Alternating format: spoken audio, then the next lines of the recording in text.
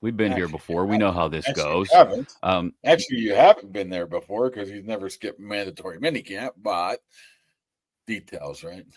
Specifics. well, I mean, they've been at this point in an off season where they need to get a deal done with TJ. That part is nothing new, right? Hey, I got some opinions here right now. I Ooh, think TJ's ooh. best defensive player in the league. I think they should pay him. But I also think the guy should be showing up to a mandatory mini camp where every other one of his teammates are while he's under contract. Just go out there, show your pretty face, then leave. I think he needed to be there. I don't think this will expedite the situation whatsoever. Um, like I said, I think he needs to be paid. And I think he should be the get what he needs to be getting done. But I think he needs to be there Well, as a leader of the team. He needs to be there. this I think is indicative of the fact that it probably has become a little more contentious than what we might have originally thought. And the sticking point here, obviously, well, not obviously, but I think, the sticking point has to be TJ, you're not getting any younger. And we're committed to you as a leader on this team, like you said, but we're not going to give you Myles Garrett, Max Crosby money. Like we're gonna pay you. You'll be taken care of. You'll get a decent guarantee on this thing, but we're not committing to paying you money beyond this year and next. It could be a number of things. It could just be he wants 2 years guaranteed. They don't want to give him one. It could be the max that he just wants a buck more than Miles Garrett. I just know there was a pretty significant offer on the table. Take it for what you're worth, what the word significant means, but obviously it's not anywhere close to where he wants it to be, or he would not be holding out right now. Which So, means it could be just be in the details. It could be as simple as that. but if it were just in the details and it were a matter of, hey, we've got the framework of this thing kind of, built, but we've got to hammer out this detail and that detail, cross some T's and dot some I's. I don't know if you see him, like you mentioned, stay away from minicamp. I think that's a sign to me that it's a little more serious, unless the guy just had a trip to the pyramids in Egypt pre-planned, like somebody else we know a while ago, and said, "Hey, yeah, I'm not going to be there." Is it true that Rogers had it was some weird date of the reason why he went to Egypt? He had that I plan don't for a know why he decade. had to go to Egypt when he went. It was like some kind of important date that he had. I don't know, whatever. Uh, but if Troy Polamalu can show up, he can show up. If Chris Boswell, who shows up to nothing, just comes strolling in the locker room for this when he's not going to even pick up a ball, TJ Watt needs to be there. I could see if he wasn't under contract, but he is under contract. And if you're sitting there trying to win a Super Bowl, I just don't think that sitting out of mini camp and not showing up expedites the situation whatsoever. It's going to get done when it gets done. You're going to get your money with what both you feel fit needs to be handed to you. You saying, I don't want to be there because I want to make a point. Maybe it's not that. Maybe I am totally wrong.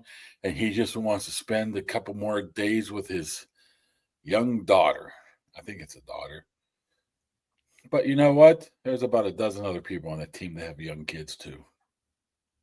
Yeah, and if we're going to criticize, and you're right, he's under contract. This other guy I'm bringing up was not under contract. But if we're going to criticize Aaron Rodgers for not getting things done sooner, then I think it's fair to criticize TJ Watt.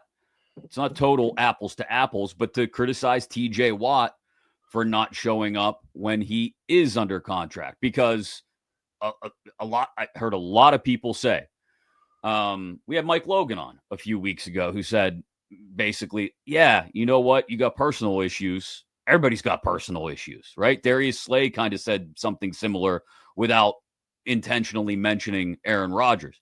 It's been mentioned multiple times over the last month. Hey, yeah, every guy has things going on in his life. He still shows up for work.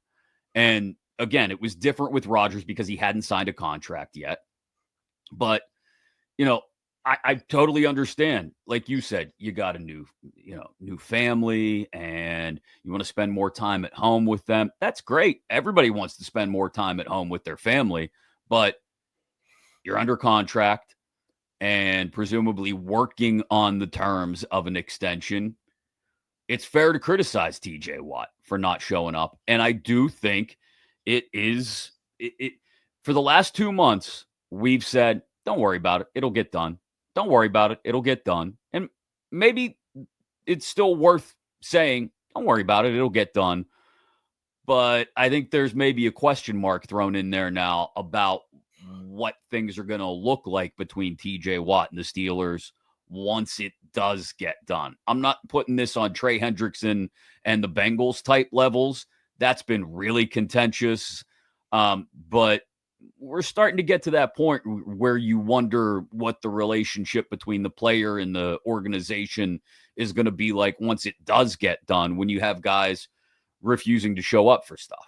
Yeah, I don't know if I would go that far of him holding a grudge against the organization. As soon as he gets his money, everything's fine, right? And the way I look at it, I mean, Tomlin could have just said, dude, it's no big deal, whatever.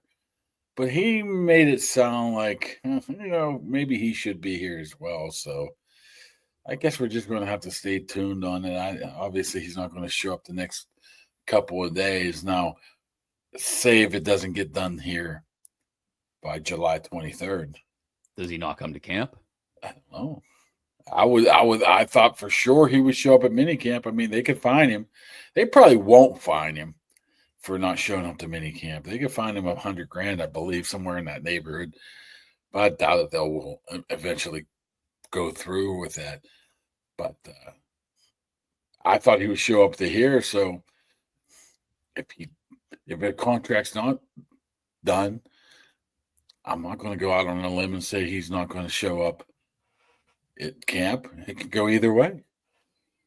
I mean, if he were to hold out rather than hold in, which is the new thing that he did last time in trying to get an extension, that would be a big change in direction for TJ Watt. Change this time right now.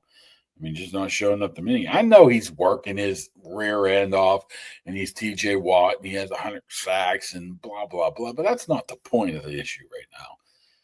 The point of the issue of 106-year-old Cam Hayward's there. You probably should be there. That's all it is. Just show your, sometimes you don't want to go to maybe a company, a vet mac, but you're like, man, I just got to go show my face. Yeah, it's like I said, everybody would love to sit at home and spend more time with their family or do whatever they enjoy to do outside of work, right? But you show up for work because you're scheduled to be there. And typically the word mandatory indicates you're supposed to be here. So while I'm not yet at the point where I'm worried about them getting it done before the regular season, we got a long way to go. Yeah, 3 months. Done. I do think it's fair to wonder, if this ends up becoming, I don't want to call it a stopgap deal, but like, for example, TJ Watt, there's no way he expects this to be his last contract in the NFL, right? He's still at the age where I'm sure he believes that he's got another 4 or 5 good years left in him, I would think. And at least, you guys always think they got a little more gas in the tank than maybe they really do. Whereas the Steelers may look at it and say, okay, you may feel that way, but we're only going to pay in, say, 2-year increments. For right now, TJ, this is the last deal we're working on, and we'll take it as it comes in a few years. And TJ looks at it and says, well, no, I need more security than that because I'm going to be playing much longer. when we get beyond whatever this extension looks like, if it's not a 3, 4, 5-year deal, which I don't think it will be, because I don't think the Steelers want to give him that kind of term. But if it's not that long, then we're going to be in this whole situation again in another 2 or 3 years. And again, TJ Watt may have, and the Steelers may have that taste left in their mouth from 2025 when he held out of minicamp and say, okay, you think you have one more deal left in you. Maybe they don't anymore. I mean, it really is, I think, sort of just delaying this timeline that a lot of Steeler fans already have in their head of TJ's past his prime. I don't think he's past his prime yet, but in 2 or 3 years, he could be. And the Steelers could be looking at it that way too. And I think contentious negotiations now, or sticky negotiations, whatever you want to call it, could set things up that when it comes time for him to sign what may be his final deal in a few years, it's not in Pittsburgh. Yeah, I mean, all TJ needs to do is look at the history of the organization too. Mm-hmm. They'll take care of the guys that they want to take care of, even if it is a 2-year deal. Look what they did to Cam Hayward. They were maybe he, he'll be a Steeler as long as he wants. I think TJ Watt would fit under that umbrella as well if he wanted to be that guy. Maybe it is something totally different. I mean, TJ could be moody, right? We can say that he can be moody at times. Cantankerous is a nice big word. Maybe I'm just throwing it out there, just off the top of your head. Maybe he does want $1 more than Myles Garrett because he wants to say, Myles Garrett, every time you talking crap on me, right here, man, I got buck more than you. Maybe it is something as petty as that. Maybe he wants, like I said, the security of knowing that this is going to be where he ends his career. You know what I mean? And look, I don't think it's coincidence that when JJ is asked about this, he does his best to steer away from mentioning his brother specifically, but definitely talks about it in a way that you can tell he's pissed off about it. Yeah. When he says to, Pat on his show, it's guaranteed when he tells TJ. I mean, tells him the same thing. Dude, they should have worked on you before. You're the best guy in the organization. Why aren't they paying you? Blah, blah, blah, blah, blah. They should make exceptions for you. And it's probably getting into his head. Once again, it's all speculation right now because the only thing we've heard from TJ was this. Whoop. Was it. But for his agent to send out that mass text message to the insiders an hour before minicamp started, all at one time, tells you that they wanted it out there before it even hit. They didn't want the Steelers to create the narrative, put it that way. Well, and Jage is a guy who ended his career somewhere else. Like, I don't think they're two different guys. They're two different guys. I get it. I totally understand what you're saying. I'm not saying that just because XYZ happened with JJ that TJ's career is going to play out the exact same way. But I think JJ, if he was asked for some advice from his little brother, might be inclined to say, hey, you know what? If they're gonna make this difficult for you, there's 31 other teams that are going to be interested in you. Why should you have your feet held to the fire by this organization if you really believe you got that much left in the tank and they don't want to commit to you for that long? Hey, get this extension done and then be on your way.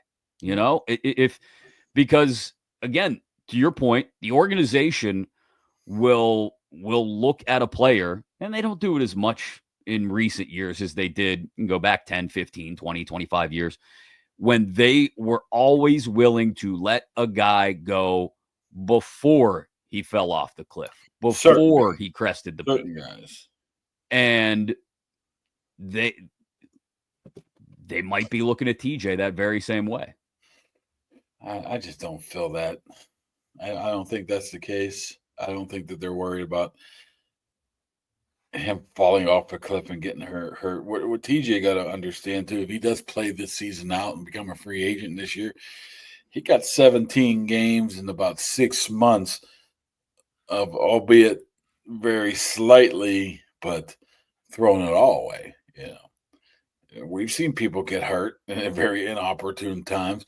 So how much is that worth, taking that chance of playing a season and not having any security, then getting the big bucks? So once again, I think this eventually will. I mean, I will rubber stamp it. This will get done.